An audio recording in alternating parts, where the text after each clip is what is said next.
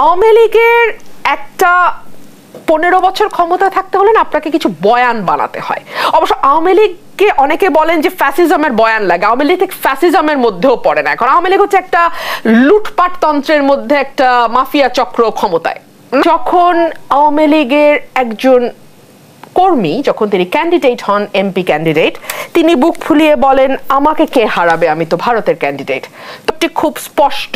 কিন্তু প্রধানমন্ত্রী যে ক্ষমতায় নেই এই তথ্যটি খুব স্পষ্ট হয়ে সামনে এসছে উপজেলা নির্বাচনকে কেন্দ্র করে। আপনি সত্যি মনে হয় 14 সালের পরে বাংলাদেশে কোনো নির্বাচন হয়েছে? ইনফ্যাক্ট 14 সাল থেকে আজকে 10 বছর বাংলাদেশে কোনো জাতীয় বা স্থানীয় নির্বাচন হয়েছে? আসসালামু আলাইকুম প্রিয় দর্শক, ফাইনালি চলে আসলাম আপডেট ও গুরুত্বপূর্ণ কিছু নিউজ নিয়ে আপনাদের মাঝে। প্রিয় দর্শক, অবশ্যই ভিডিওটি শেষ অবধি দেখবেন। দর্শক, আপনাদের কাছে ছোট্ট একটি অনুরোধ, দেশ এবং দেশের বাইরে হলে কমেন্ট বক্সে লিখে জানিয়ে দেবেন, আর চ্যানেলে নতুন হলে সাবস্ক্রাইব করে পাশে থাকা বেল বাটনটি অবশ্যই অল করে দেবেন, কারণ পরবর্তী আপডেট নিউজ সবার আগে পাওয়ার জন্য প্রিয় দর্শক আর অবশ্যই একটি লাইক দেবেন। দর্শক, আর দেরি নয়, মূল ভিডিওতে যাওয়া যায়। লঞ্চে আগুন লাগতেছে, প্রতিদিন রোড অ্যাক্সিডেন্টে 50, 60, 80 লোক মারা যাচ্ছে না? এইরকম রাস্তাঘাটে রোড অ্যাক্সিডেন্টে মরে আপনাকে এই ঋণ শোধ করতে হবে। এই ঋণ আপনাকে প্রত্যেক দিন বাজারে 2 টাকার জিনিস 20 টাকায় কিনে শোধ করতে হবে, 40 টাকার আলু 60 টাকায় কিনে শোধ করতে হবে, 100 টাকার সয়াবিন তেল 200 টাকায় কিনে শোধ করতে হবে। এটা হচ্ছে আপনাদের শাস্তি। ঋণ আরেকটা কি ক্ষতি করবে দেখেন, বর্তমানে এই মুহূর্তে পাওনা টাকা আছে $5 বিলিয়ন, $5 বিলিয়ন ইমিডিয়েটলি সরকারকে পরিশোধ করতে হবে। সরকার দিতে পারছে না, টাকা নাই। কে কে টাকা পাবে আমাদের কাছে? আমরা যাদের কাছ থেকে তেল কিনেছি, গ্যাস কিনেছি, তারা টাকা পাবে। কুইক রেন্টাল লুটপাটের টাকা পাবে দেশি এবং বিদেশিরা। আদানি টাকা পাবে আমাদের কাছে। আমাদের কাছে টাকা পাবে হচ্ছে যারা টিকিট বিক্রি করে, যে সকল এয়ারলাইন্স, তারা আমাদের কাছে টাকা পাবে। আমাদের কাছে টাকা পাবে হচ্ছে ধরেন আমরা বিভিন্ন পণ্য আমদানি করেছি বিভিন্ন দেশ থেকে, এই দেশের টাকাগুলো আমরা শোধ করতে পারছি না, এই মানুষগুলো টাকা পাবে। এলসির অ্যাগেনস্টে অনেক টাকা বাকি পড়ে আছে। এইরকম বিলিয়নস অফ ডলার পাওনা বাকি পড়ে আছে। সমস্যা কি? আপনি যখন একটা মুদির দোকানে যান এবং মাসের পর মাস বাকি নেন, কিন্তু আপনি টাকা ফেরত দিতে পারেন না, একটা সময় পরে ওই মুদির দোকানদার আপনাকে কিন্তু আর বাকি দেবে না। আপনি যত অভাবেই থাকেন, সে আপনাকে চাল দেবে না, ডাল দেবে না, আলু, পেঁয়াজ, রসুন এগুলো দিবে না। রাষ্ট্রের ক্ষেত্রে বাস্তবতাটা তাই, যে আপনি যখন কন্টিনিউয়াসলি সারা পৃথিবী থেকে ঋণ নেবেন, ঋণ শোধ করতে পারবেন না অন টাইমে, তাহলে আপনাকে আর তারা ঋণ দেবে না। গতকালকে আপনারা দেখেছেন যে আমেরিকান বাংলাদেশ যে চেম্বার কমার্স ছিল, তারা প্রেস কনফারেন্স করেছে। সেখানে বাংলাদেশের আমেরিকান অ্যাম্বাসির যে মানে বিজনেস অ্যাটাচে আছে, কমার্শিয়াল অ্যাটাচে আছে, সে এসে বলেছে যে আমেরিকান কোম্পানি যারা বাংলাদেশে ইনভেস্ট করেছে, তারা ট্যাক্স দেওয়ার পরেও তাদের প্রফিটের টাকা আমেরিকাতে নিতে পারছে না। সরকারের কাছে ডলার নাই, সে টাকা দিতে পারছে না। তাহলে আমি এই দেশে আমার টাকা বিনিয়োগ করেছি, আমি এখানে রাজস্ব দিয়েছি, আমার যা যা আইনি রিকোয়ারমেন্ট ছিল আমি সব পূরণ করেছি, এখন আমার প্রফিটের টাকাটা আমি ফেরত নিতে পারছি না। তাহলে এই মানুষগুলো কি এখানে ইনভেস্ট করবে? আপনি দেখবেন অনেক এয়ারলাইন্স বাংলাদেশে ফ্লাইট বাতিল করে দিচ্ছে, কারণ তার টিকিট বিক্রির টাকা বাকি পড়ে আছে, বাংলাদেশ সরকার টাকা দিচ্ছে না, দিতে পারছে না। এই হচ্ছে ঋণগ্রস্ত একটি জাতি। ব্যক্তি হিসাবে যখন আপনি ঋণগ্রস্ত হয়ে দেউলিয়া হয়ে যান, ঠিক একইভাবে রাষ্ট্র এই ঋণের যে জাল, এই জালে পড়ে একসময় দেউলিয়া হয়ে যায়, তখন সে আটকে যায়। যখন আপনি কন্টিনিউয়াসলি বছরের পর বছর, মাসের পর মাস, যুগের পর যুগ আপনার আয়ের থেকে আপনি ব্যয় বেশি করবেন, ঋণ করে ঘি খাবেন, লুটপাট করবেন, তখন এই চক্রে গিয়ে একসময় রাষ্ট্র আটকে যায়। এই আটকে যাওয়া অবস্থাটা ব্যক্তিগতভাবে যেভাবে আমরা বলি ব্যক্তি ঋণগ্রস্ত হয়ে গেছে, ঠিক একইভাবে রাষ্ট্র ঋণগ্রস্ত হয়ে যায়, দেউলিয়া হয়ে যায়। এটা হচ্ছে মোটা দাগে আমাদের দ্বিতীয় সংকট রাষ্ট্রের।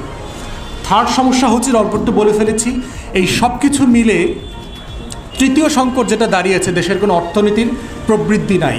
সরকার প্রচুর মিথ্যা কথা বলছে যে আমাদের নাকি 7% জিডিপি গ্রোথ, 7.5% গ্রোথ, প্র্যাকটিক্যালি হওয়া সম্ভব না। আমাদের অর্থনীতির যে বাস্তবতা, আমাদের ফরেন ইনভেস্টমেন্ট নাই, আমাদের প্রাইভেট সেক্টর ইনভেস্টমেন্ট নাই, লোন ডিসবার্সমেন্ট হচ্ছে না, ব্যাঙ্কগুলো ডিফল্ট করছে লোনের উপরে। সিম্পলি আমার 6%, 7% গ্রোথ হওয়ার কোনো কারণ নাই। এটা 4 to 5% হবে আমাদের কমন সেন্সে বলে। এটা অর্থনীতিবিদরা হয়তো আরও ভালো বলতে পারবেন, কিন্তু কোনোভাবেই জিডিপির গ্রোথ এটা হইতে পারে না। তাহলে যে লেভেলের ডেভেলপমেন্ট ওয়ার্ক হচ্ছে, যে লেভেলের এমপ্লয়মেন্ট হওয়ার কথা, যে লেভেলের পুঁজির ছড়াছড়ি হওয়ার কথা সেটা হচ্ছে না। এরপরে দেখেন যে অবস্থা এমন দাঁড়িয়েছে যে চায়নার কাছে সরকার এখন $5 বিলিয়ন ঋণ চেয়েছে, কারণ সে ঋণ যে শোধ করতে হবে তার এই যে আপনার প্রায় $280 বিলিয়ন যে ঋণের সুদ দিতে হবে, এই ঋণের সুদ দেওয়ার টাকা এখন সরকারের কাছে নাই। তার ইমিডিয়েটলি $5 বিলিয়ন শোধ করতে হবে, এই টাকাটা সে আবার চায়নার কাছে চেয়েছে। তো দেখা হলো যে ঋণ করে ঘি খাইতে খাইতে যেটা হচ্ছে, মানুষের মধ্যেও দেখবেন যে একসময় যখন সে ঋণ শোধ করতে পারে না, মুদির দোকানে ঋণ শোধ করতে পারে না, তখন মানুষের কাছ থেকে ঋণ নেয়, এক মানুষের কাছ থেকে ঋণ এনে আর এক মানুষকে দেয়, যারা দেখবেন এরকম পাওনাদার শ্রেণী আছে। তো এই লোকগুলোর কিন্তু আপনি যেভাবে জনসমাজে বাটপার বলে না, এই রাষ্ট্রের অর্থনৈতিক কাঠামোটা একটা বাটপারি কাঠামোতে পরিণত হয়েছে, যেটা জনগণের জন্য খুবই ক্ষতিকর হয়েছে। তো চায়নার কাছ থেকে এবং এটা খুব উচ্চ মূল্যে নিতে হবে দিন শেষে। চায়না ইতিমধ্যে আমাদের এখানে প্রচুর পরিমাণে ট্রেড করতেছে, প্রচুর ইনভেস্ট করেছে এবং সেগুলো খুবই চড়া মূল্যে করেছে, পদ্মা সেতু, মেট্রো রেল থেকে শুরু করে সব জায়গাতে। এখন আবার আপনি সেই ঋণের টাকা শোধ করতে পারছেন না, সুদ দেওয়ার জন্য আবার ঋণ নিতে হচ্ছে। এই হচ্ছে বাংলাদেশের অর্থনীতির অবস্থা। ব্যাংকের অবস্থা দেখেন, আমাদের 54টা ব্যাংকের মধ্যে সরকার, বাংলাদেশ ব্যাংক নিজেই বলেছে 38টা ব্যাংক রেড জোনে আছে, খুব খারাপ অবস্থা আর কি। মানে এর ভিতরে কোনো তারল্য নাই, ঋণ দেওয়ার মতো অবস্থা নাই। আপনার বাংলাদেশ ব্যাংকে যে ন্যূনতম একটা টাকার পরিমাণ জমা রাখতে হয় ক্যাপিটাল, সেটা জমা রাখতে পারছে না। বাংলাদেশ ব্যাংক তাকে জরিমানা করতেছে, সেই জরিমানার টাকা শোধ করতে পারছে না। পদ্মার মতো আর কি, পদ্মা নদীভাবে শুকায়া গেছে না, পদ্মা ব্যাংকও এরকম শুকায়া গেছে। এই হচ্ছে বাংলাদেশের ব্যাংকিং সেক্টরের অবস্থা। জোর করে মার্জার করছে এবং দেখেন একটা ব্যাংকের সাথে আরেকটা ব্যাংক মার্জার করে একটা এর ভিতরে একটা লুটপাট আছে। লুটপাটটা কি? সরকার হিসাব করে দেখেছে যে এই যে 5-7টা ব্যাংকে তারা ফোর্স করে জোর করে মার্জার করতেছে আরেকটা ব্যাংকের সাথে, এটাতে ডিফল্ট লোন যেগুলো আছে দুর্বল ব্যাংকের, এখানে 60 থেকে 70 হাজার কোটি টাকা ডিফল্ট হয়ে আছে। তো যে ব্যাংকটা নেবে সে কিন্তু এই খেলাপি ঋণের কি হবে তার একটা সমাধান জেনে সেইটা নিতে চায়। সরকার বলছে যে এই 60 থেকে 70 হাজার কোটি টাকা ঋণ আছে, এরা যেহেতু সব আওয়ামী ঘরানার ব্যবসায়ী, এই ব্যবসায়ীদের টাকাটা বাজেট থেকে আমরা দিয়ে দিব। সরকার এটা প্ল্যান করছে।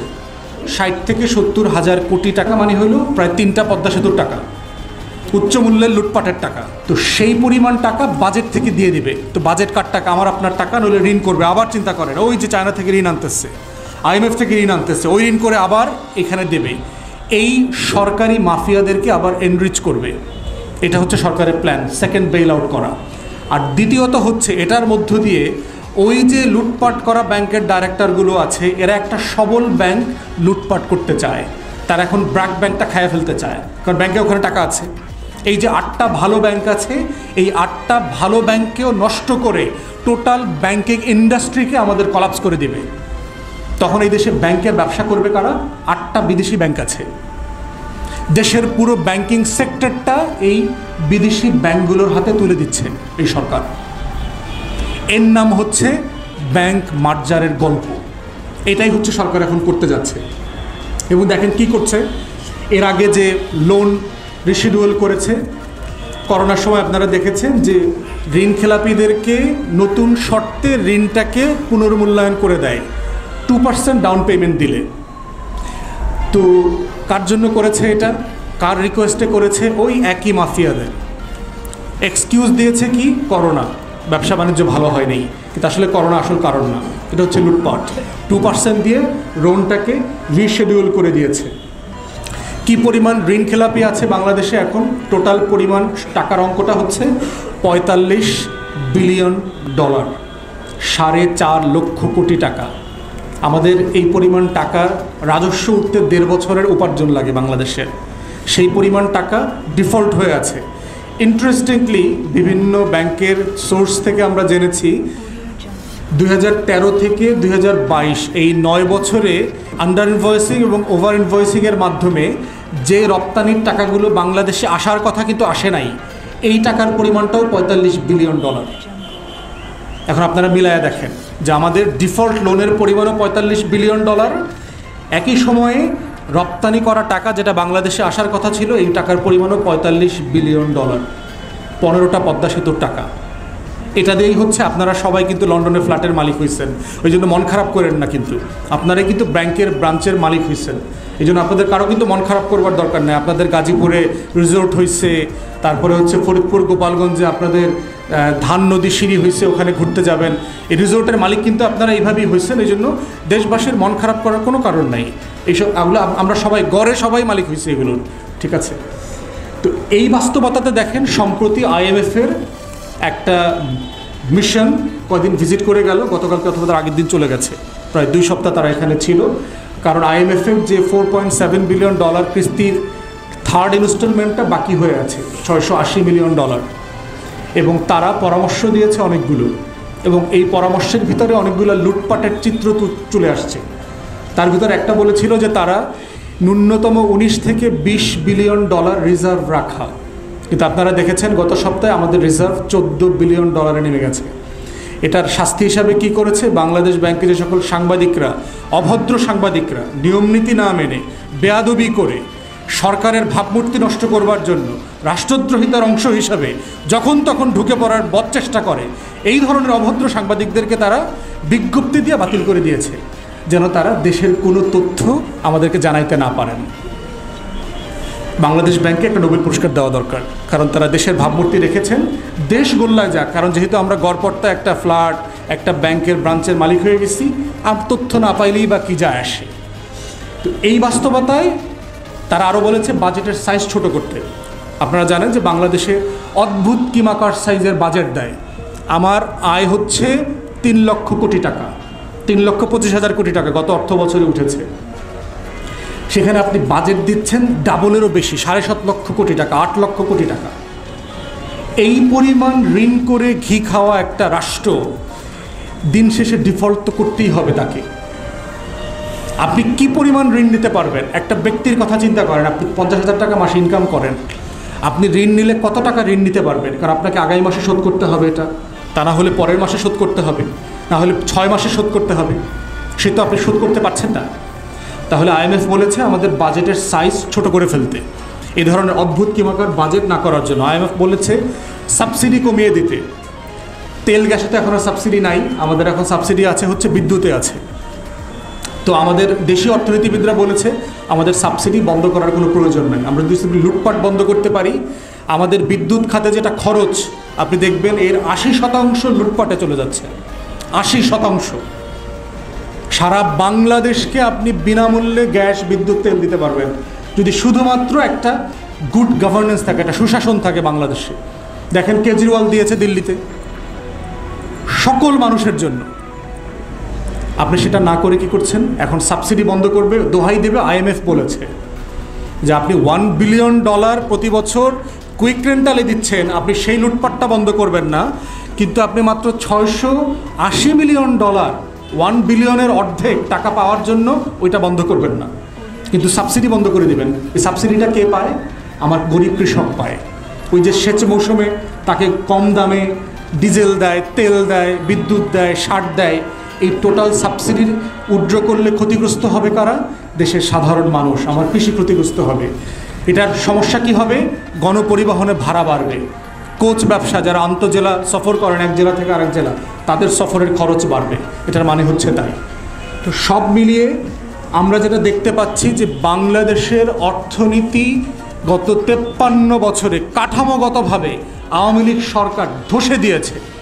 এটা হচ্ছে একটা অবৈধ দখলদার সরকারের অর্জন। আপনারা দেখেছেন 190 বছর আমরা যে ব্রিটিশ কলোনিতে ছিলাম, এই কলোনির সময় যে প্রতিষ্ঠানগুলো গড়ে উঠেছিল লুটপাটের অংশবাদে, এই প্রতিষ্ঠানগুলোকে ধ্বংস করে দিয়েছে। প্রত্যেকটা bank, insurance company, financial industry, share বাজার, বাংলাদেশ ব্যাংক, যা বলেন, আমাদের প্রত্যেকটা সংস্থা শেষ করে দিয়েছে এই রাষ্ট্রে। এগুলো কার? এই শোধ করতে হবে ধার দেনা কার? আওয়ামী লীগের নেতাকর্মীরা মনে করছেন আপনারা লুটপাট করে ভালো থাকবেন, সম্ভব? দেবালয়ে আগুন জ্বলবে আর আপনি নিরাপদে থাকবেন, এটা হইতে পারে না তো। এই জাতিকে এই ঋণের বোঝা সুদে আসলে শোধ করতে হবে, আগামী 3 প্রজন্ম শোধ করতে হবে এই ঋণের টাকা। তো এই সব মিলিয়ে হচ্ছে আমরা মনে করছি, আমরা দাবি করছি যে বাংলাদেশ যে ফলিং সিচুয়েশনে আছে, যে পরন্ত বেলায় পড়ে যাচ্ছে পাহাড় থেকে, এটা ঠেকানো দরকার কোনো না কোনো ফর্মে। একটা রাষ্ট্র এভাবে চলতে পারে না, একটা দেশের অর্থনীতি এভাবে চলতে পারে না। লুটপাট একটা দেশের অর্থনীতির মূল কাঠামো হতে পারে না।